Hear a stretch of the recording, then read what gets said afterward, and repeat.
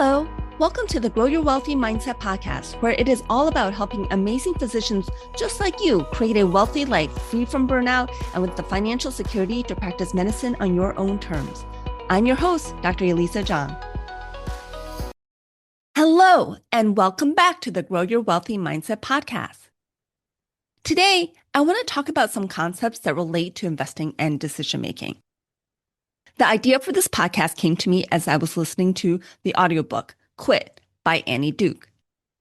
Listening to the audiobook is not the first time I've heard of sunk cost, but with the way that Annie Duke describes sunk cost in her book, I realize it has very relative implications when it comes to investing. Let's begin by talking about what are sunk costs.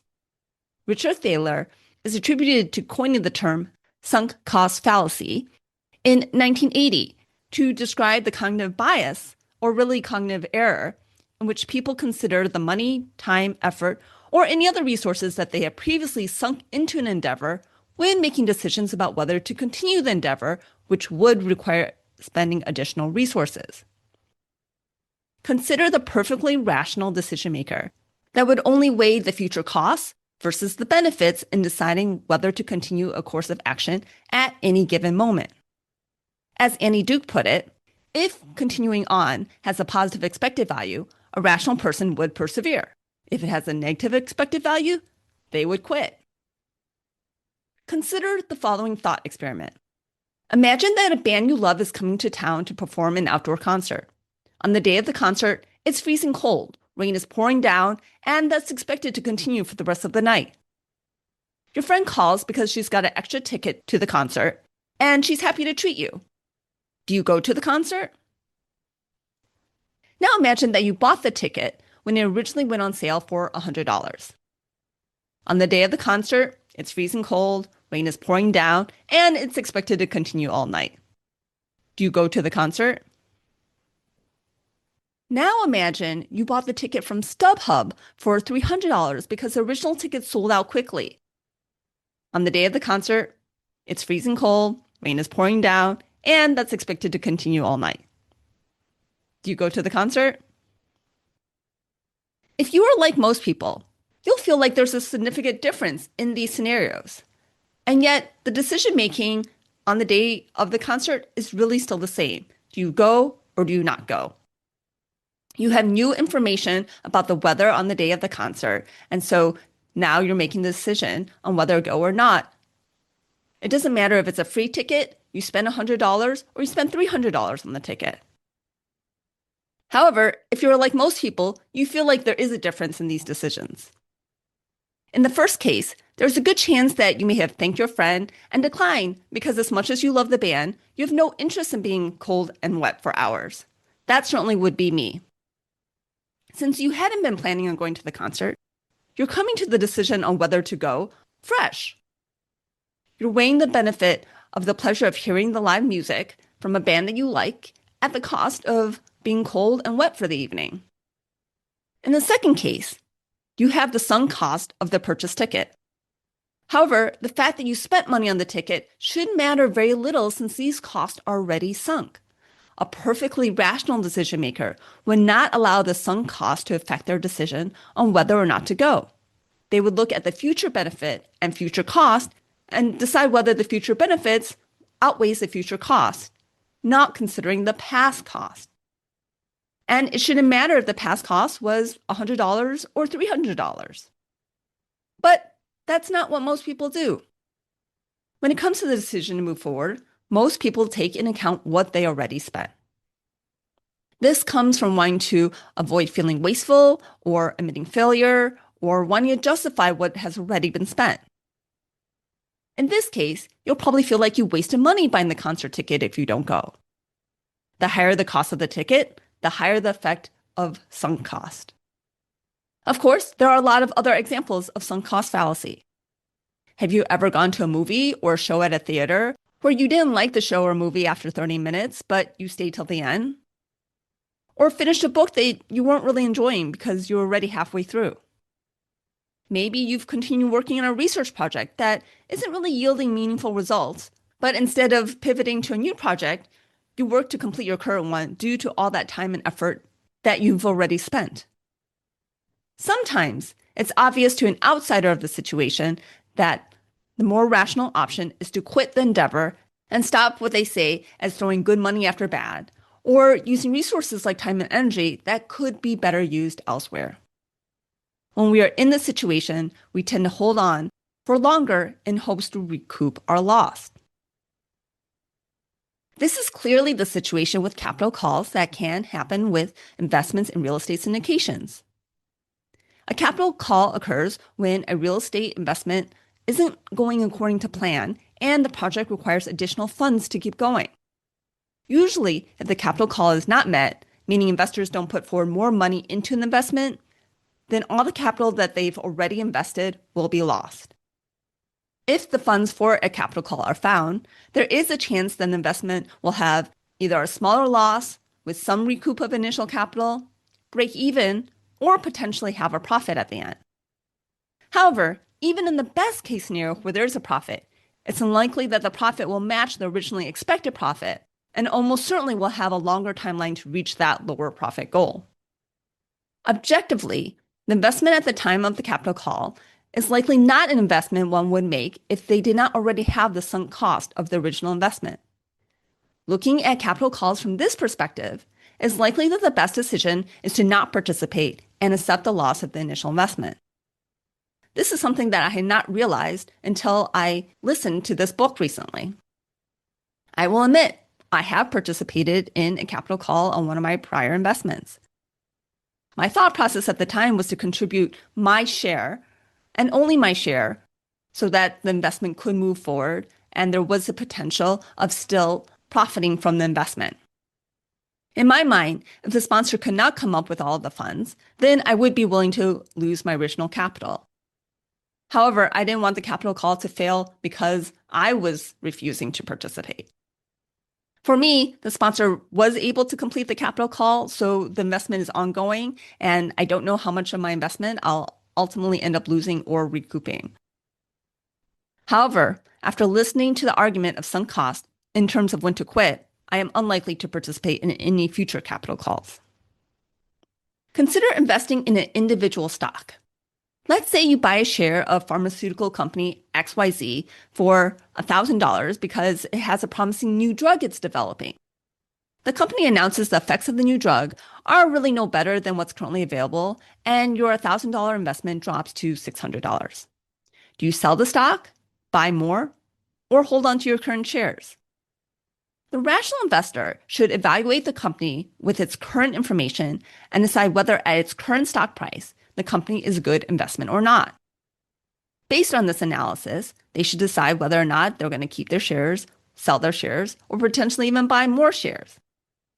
However, too often an investor will hold on to stock they already own, even in the scenario where they wouldn't buy additional shares of a stock at an even lower price than they previously paid. They don't want to lock in the losses when there's a possibility of the stock rebounding to its prior value. Sometimes the inaction of not doing something is also easier than taking the action and actually doing something. Like in this case, it's easier to do nothing and keep your current stock as opposed to taking action to sell your current stock. I do want to make it clear that this is different than when you invest in a mutual fund or exchange traded fund, especially if it's one that represents the whole market. We know that the stock market goes up and down, and that it goes up more often than it goes down. Regardless of a stock market being at new highs, we know that in the future, the stock market will eventually be higher than it is now. That is why if you have a long-term horizon, you can confidently invest in the market as a whole. While some individual stocks will lose value, other stocks will gain value, and with a diversified portfolio, the overall value will go up with time. Even within a single mutual fund or ETF, the stocks in it that go up in value will outweigh the stocks that go lower in value if you're investing in something like a total US stock market index fund. Even with time periods where the stock market dropped and didn't recover within a 10-year period, those investors who kept investing after the stock market drop continue to do well. The other thing to consider when it comes to sunk cost is opportunity cost. When you continue putting money, time, effort, or whatever resources in a project or investment that has a low expected return, then you're unable to put those resources in a project or investment that has a higher expected return. By selling the stock that has lost value, you can now take the remaining value and invest in the total US stock market, where you know the value will rise over time. Yes, it is possible that stock XYZ will recover, but will it recover faster than the market as a whole goes up? To further illustrate opportunity cost, consider that research project I mentioned earlier. If you continue working on a research project where the data doesn't look promising, but you don't want to give up due to the hours you spent collecting that data, that's time and energy that you don't have to work on a different research project that really could yield more promising results. Often, we'll stick to what we know over choosing unknowns. The unknown has more variables, and we feel less sure of the outcome. In the case of the research project, maybe you move on to another research project that isn't any better than your current research project. We often like to stick with what we're more certain of. After all, a new research project could be even worse than your current research project. As much as we like certainty, sometimes the uncertainty can actually be beneficial. Consider a situation where you're unhappy with your current job situation. You've been unhappy for quite some time, and there's no prospects of it getting any better. You've already tried many things to make it better, and really, you're just at a point where you know you'll be unhappy staying at this job. You get offered a new job, but you're not sure whether to take it because it could be worse than your current job. However, there is a possibility it could be better. Let's look at this as an expected value problem. The expected value is the sum of all outcomes multiplied by the possibility of that outcome. For a concrete example, let's take a coin toss. If you have a fair coin, the probability of a coin landing heads is 50% and landing tails is also 50%. If someone makes you an offer to pay you $10 for every time the coin lands heads, but you have to pay them $5 every time it lands tails, then your expected outcome would be a positive $10 times 50% plus minus $5 times 50%, which comes out to be $5 minus $2.5 for a positive expected value of $2.5. This is a gamble worth taking, especially if you can continue to play multiple times, since the more you play, the more times you'll end up winning and you'll make money from this gamble. If you are 100% sure that you will be unhappy a year from now if you stay at your current job, then the expected value of being unhappy is 100%. If there's a possibility that you could be happy 1 year at the new job, even if it's a low possibility, it's still a higher expected value than staying at your current job. Rationally, you should take the other job since it at least has a possibility that you may be happy at that other job. I hope these concepts help reframe your mindset when it comes to making decisions in your life as well as your investing. To learn more about how these concepts can be used in knowing when to quit, check out the book titled Quit: The Power of Knowing When to Walk Away by Annie Duke. Annie Duke also wrote Thinking in Bets: Making Smarter Decisions When You Don't Have All the Facts, which is another great book. As a coach, my role is to help my clients make decisions, to make good decisions and make decisions faster so that they can take more action to get faster results. If you need help with decision making in terms of managing your finances or other aspects of your life, consider working with me.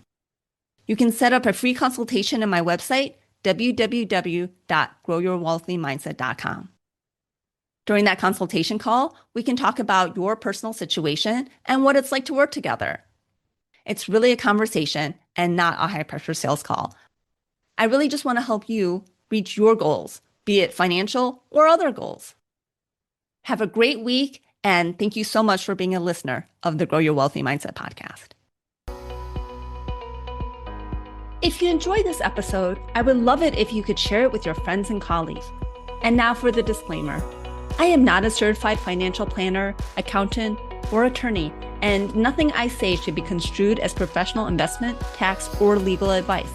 This show is primarily for your education and entertainment.